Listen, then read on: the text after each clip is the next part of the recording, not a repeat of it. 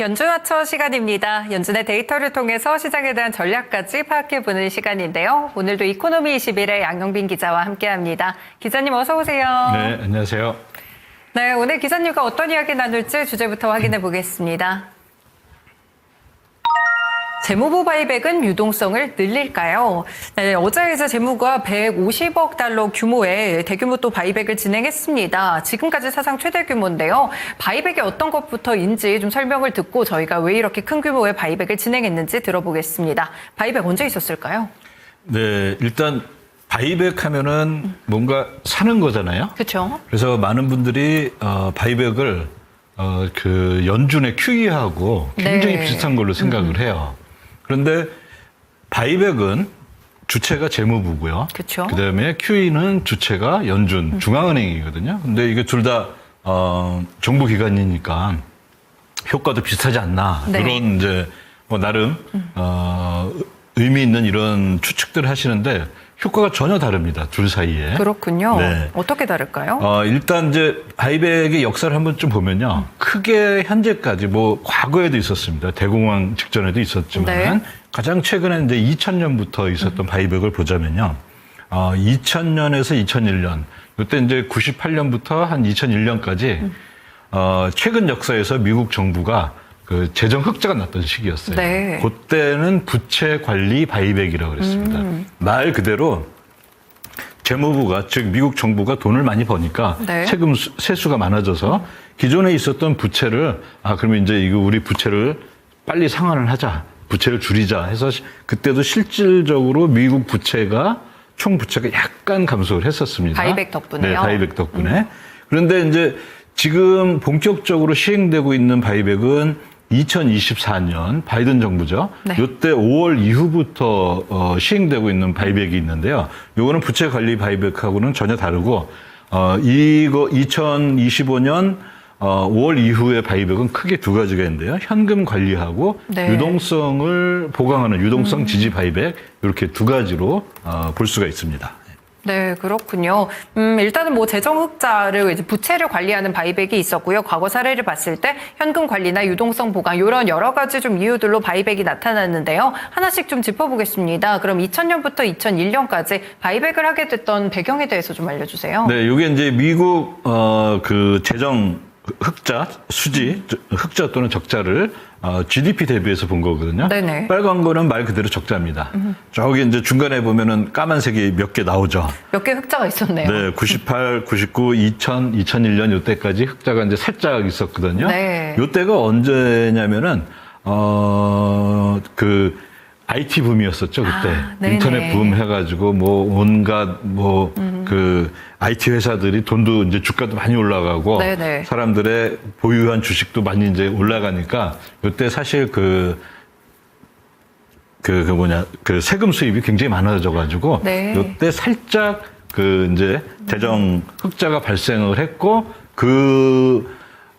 요때 나왔던 바이백이 바로 수입이 많아지니까 네. 부채를 좀 줄여야 되겠다 해서 부채 관리 바이백이고 지금은 보면 다 빨간색이죠. 그렇죠. 예, 여전히 거의 올해 2026년도 한 6% 정도의 GDP 대비 그 재정 적자가 이제 발생할 거라고 보고 있는데요.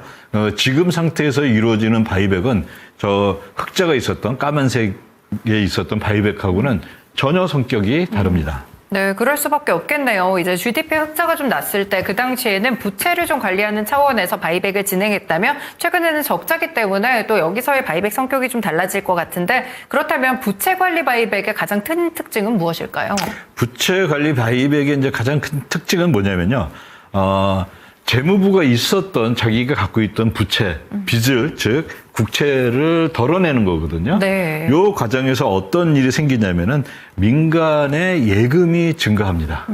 그러니까 요거는 거의 뭐하고 비슷하냐면요.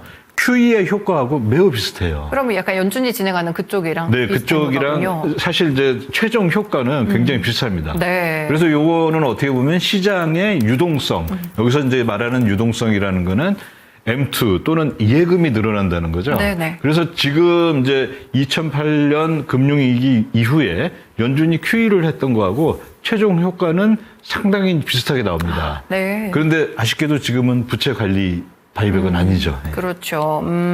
그렇습니다. 일단 부채관리 바이백의 특징을 좀 먼저 같이 살펴봤는데요. 이때는 좀 유동성이 공급되는 효과, 그러니까 최근에 좀 추측하시는 그런 부분들과 비슷한 효과가 나기도 했습니다. 하지만 앞서서 또 이야기를 해주신 대로 최근에 바이백 특징들은 조금 다르니까요. 좀 체크를 해봐야 될 것 같은데, 말씀 주셨던 게 이제 현금 관리 바이백, 그리고 유동성을 보강하기 위한 바이백, 이런 것들이 이제 현재의 또 바이백인 것 같습니다. 이런 것들은 무엇일까요? 네, 지금 하고 있는 게 이제 현금 관리 바이백하고 유동성 지지 바이백인데요. 그동안에 쭉 했던 거를 보면은 현금 관리 바이백이 약간 규모는 큽니다. 네. 그 다음에 유동성 지지 바이백이 있는데, 여기서 말하는 유동성이라는 건 과연 뭐냐?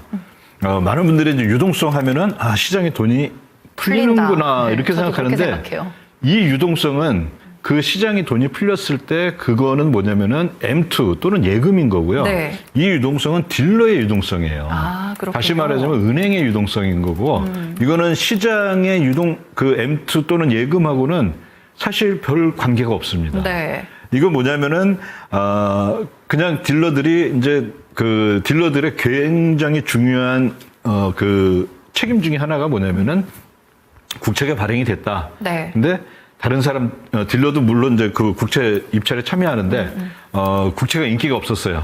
그러면 최종적으로 딜러들이 그거 남는 걸 사줘야 되거든요. 네. 근데 현금이 있어야 되잖아요. 그쵸. 현금이 없으면 안 되니까 그거를 조정해주는 바이백이에요. 그리고 이제 현금 관리 바이백은 뭐냐면 이거의 주체는 재무부입니다. 이건 왜 하냐? 4월에 보면은 6월, 뭐 또 9월, 12월에 세금이 좀 많이 들어옵니다. 아, 그렇죠. 예. 네, 그 중에서도 4월에 세금이 많이 들어오는데요. 세금이 많이 들어온다는 건 뭐냐면은 재무부 입장에서 보면은 현금이 많이 쌓인 거예요. 근데 재무부는 항상 보면은 돈을 이번에 좀 많이 써야지 해서 많이 쓰는 게 아니라 우리가 이제 가계부를 적듯이 이 예상되는 지출 흐름이 있잖아요. 네. 뭐 월세도 내야 되고 할부금도 내야 되고 뭐 근데 갑자기 이번에 돈이 많이 들어왔으니까 우리 돈을 많이 쓰자 이러지 않고요. 어떤 얘기냐면은 내가 뭐 예를 들어 이제 다음 달에 만기가 돌아오는 빚이 있어요. 네. 근데 이번 달에 돈이 많이 들어왔어요. 그러면은 그 한 달 동안에 또 이자는 내야 되잖아요. 맞죠. 그러니까 미리 그걸 내주는 거예요. 그러니까 미리 그걸 갚아주는 거고. 그래서 현금 관리 바이백은 결국엔 뭐냐면은 이 딜러 입장에서 뭐냐면 딜러가 단기 국채도 갖고 있는데 네. 단기 국채는 사실 시장에서 유동성이 굉장히 좋습니다. 인기가 많아요. 그래서 딜러한테는 큰 의미가 없어요. 이거는. 네. 왜냐하면은 딜러는 이제 만약에 현금이 필요하다 그러면 자기가 갖고 있는 그 단기 국채 팔면 되거든요. 그쵸, 팔면 되죠. 그거는 그래서 이제 언제든지 그 현금 할 수가 있는 건데 이건 누가 하는 거냐면은 그 재무부가 이번 달에 돈이 현금이 많이 들어왔으니까 우리가 이자 비용도 좀 줄여야 되고 그래서 이거를 잠시 우리가 갖고 있었던 단기 부채는 먼저 팔아버리고 네. 다시 상환하고 이 현금을 쓰고 있다가 다음 달에 이제 현금이 부족하면 그때는 단기 국채를 발행할게 이런 겁니다. 그래서 이게 딜러의 유동성에는 큰 도움은 안 되고 네. 왜냐하면 딜러가 갖고 있는 단기 국채 자체가 굉장히 유동성이 높기 때문에 그런 거죠. 근데 이제 그래서 또 유동성 지지라는 걸 또 하나 만들었어요. 네. 근데 이건 뭐냐면은 딜러는 이제 재무부하고 그 입찰에 이제 참여를 해가지고 단기 국채도 사기도 하고 장기 국채도 사는데 그러면 딜러가 하는 일은 뭐냐면 이제 장기 국채 자기가 인수했으면은 그걸 그냥 들고 있는 게 아니거든요. 네네. 시장에 방출을 해야 돼요. 그렇죠. 근데 시장이 딜러가 방출했는데 안 사는 경우도 있을 거 아니에요. 그렇죠. 인기 없으면 가격이 마음에 안 들고 뭐 그러면 안 사겠죠. 그럼 딜러의 갖고 있는 이 재고에 장기 국채가 일정 부분 남게 되거든요. 인기가 없다고 그러면은. 네. 그러면 장기 예를 들어 이제 10년물이다. 지난달에 발행된 거다. 아주 따끈따끈한 그 10년물이다. 그러면 얘는 이제 시장에서 또 이 유동성이 좋아가지고 샀다 팔았다 할 수가 있는데 네. 10년물인데 한 6개월 전에 발행된 거예요. 그거는 인기가 시장이 없죠. 네. 인기가 없습니다. 네. 그거는. 그래서 요렇게 오래된 국채를 그러면 새로운 국채로 바꿔줄게 하는데 그냥 바꿔줄 수는 없잖아요. 그렇죠. 그럼 잠시, 그 재무부가, 야, 그럼 그 오래된 거 갖고 와. 내가 사줄게. 그리고 약간 국권 신권 바꾸는 그런 그거죠. 느낌일까요? 네. 그러면 그때 이제 현금이 딜러한테 들어오는데 딜러는 이거를 시중에 뭐 그 M2나 이런 형태로 방출하는 게 아니라 잠시 갖고 있다가 다음 주 또는 다다음 주에 장기국채 새 거로 나오는 거, 네. 그거를 다시 사는 겁니다. 그렇군요. 그래서 여기서 말하는 유동성이라는 거는 우리가 생각하는 시장의 유동성이 많이 풀려 예금이 많이 풀려 M2가 높아져 하는 거랑 전혀 관련이 없다라는 거 꼭 생각하면 좋을 것 같습니다. 네, 딜러의 유동성 쪽을 좀 지지해주는 그런 모습의 유동성과 관련된 지지 바이백이다 이야기를 주셨고요. 그러면 이제 이번에 4월이기도 해서 이번에 있었던 바이백은 현금관리 차원인가요? 네, 현금관리였습니다. 그렇군요. 네. 그럼 유동성 지지 바이백이랑 뭐 동시에 이루어지는 경우가 있는 건지 아니면 따로따로 뭐 시기가 있나요? 네, 요게 보면은 이제 파란색이 유동성 지지거든요. 네. 근데 유동성 지지의 폭은 보면은 굉장히 그 크기는 조금 균일하죠. 네, 비슷하게 가네요. 비슷하게 네. 가죠. 그리고 이제 날짜는 좀 달리합니다. 그리고 이제 이 주황색이 바로 현금 관리 바이백인데요. 4월이 굉장히 높았죠. 네. 그 높은 건 뭐냐면은 이번 4월이 역대적으로 세금이 많이 들어와서 그랬던 거예요. 많이 걷었군요. 예, 많이 걷어서 그런 거죠. 네. 그렇군요. 저희가 또 바이백과 관련돼서 이제 이번에 왜 이렇게 또 바이백 규모가 많았나, 사상 최대였나 이런 이야기를 보셨을 것 같은데 지금 좀 해석이 되고 있는 부분들이 유동성을 뭐 시장에 푼다 이런 느낌이 아니고요. 현금 관리 차원의 바이백이기도 하고 세금 납부 시즌이기 때문에 어느 정도 또 주체에 대한 이런 상환이라든지 이런 쪽의 바이백을 살펴볼 수 있었습니다. 그래서 이번에 세금이 많이 들어와서 바이백 규모도 컸다는 점까지 확인을 해볼 수가 있겠습니다. 지금까지 바이백 실적 그럼 저희가 또 살펴봤고요. 그리고 연준의 이제 RMP 봐야겠죠. 지급준비금, 단기자금 시장의 변동성 완화에 좀 도움이 됐을까요? 그 얘기 저는 이제 바이백 얘기를 한 번 더 네, 좀 더 볼까요? 네. 이제 많은 분들이 이제 그 SNS나 인터넷에서 이제 보면은 이번 주 뭐 150억 달러 사상 최대 이런 뉴스들을 많이 보거든요. 네. 그러면서 뭐 시장에 그 자금을 주입한다든지 그렇게 이제 보시는데 사실 시장에 주입하는 건 아니고요.